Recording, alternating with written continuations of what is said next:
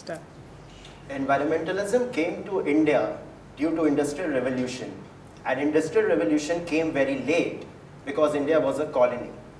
A question that came to the minds of many Indian nationalists, preeminently Mahatma Gandhi, was what kind of economic model would India follow after independence? Now, among the less known facts about Mahatma Gandhi is that he was a precautious environmentalist. And as a proof of this assertion, I would bring a quote to you of what he said in 1928. Young India carried this out in an article. Mahatma Gandhi wrote, and I quote, "God forbid if India were to take to industrialization after the manner of the West. If a population of 300 million people, which was a population of India then, took to similar economic exploitation, it would strip the world bare like locusts." This was Mahatma Gandhi 90 years ago.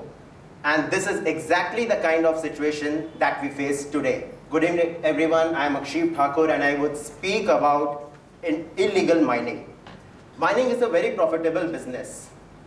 It's been an area of economic growth, but it has also led to the huge environmental degradation. I would take the example of Bellary in Karnataka. Bellary is very famous for iron ore mining. Between 2000 to 2008, the prices of iron ore soared from 1200 a ton to 6000 ton. We exported iron ore, finest iron ore, to China at a throwaway price because Beijing Olympics was somewhere around in 2008, and there was a huge hunger for steel in China. Indian Bureau of Mines suspected that out of 93 mines, 89 have violated basic rules and regulations of mining. It was also found out that out of 93 mines, only 58 are functioning right now. Now, mining being basically unregulated, there is a scant regard for law. When the prices of iron ores are high, there is a huge incentive to extract as much as possible. Farmers lease their land for mining. Women and children, since they are very cheaply available, they are employed into hazardous activities like crushing and hammering, loading, dumping of waste has led to soil erosion. Underground water has carried dust. Now aquifers are completely polluted, thereby the aquatic life is in danger. I would now come to journalists.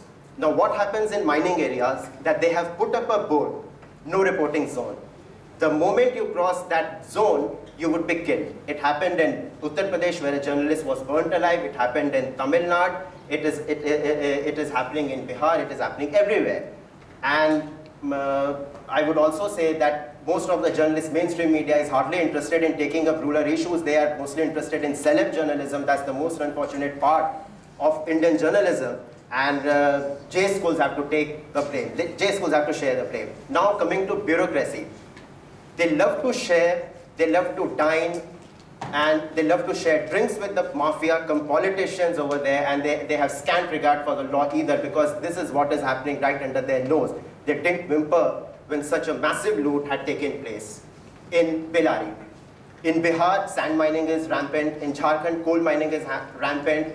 And the much pathetic part about Indian judicial system and Indian bureaucracy system is that judges can be bought. The second most important part is that coal, our petroleum policy, our coal policy is decided by mafias sitting in Jharkhand. So this is the kind of situation. Every year we lose 1% of our GDP to environmental setbacks. So, and there is a solution. Now, you may disagree with me, but my solution would be that there should be compulsory 6 months of training, rural training, and 6 months of compulsory military training for every civilian before they take up any job. This will inculcate discipline in them. And that's what we lack. We are basically corrupt. India is one of the most corrupt countries in the world. So that's going to be my solution. And the rogues sitting in the parliament, in the bureaucratic system, they should be expunged first. Only then we can control this massive loot that has taken place. Thank you.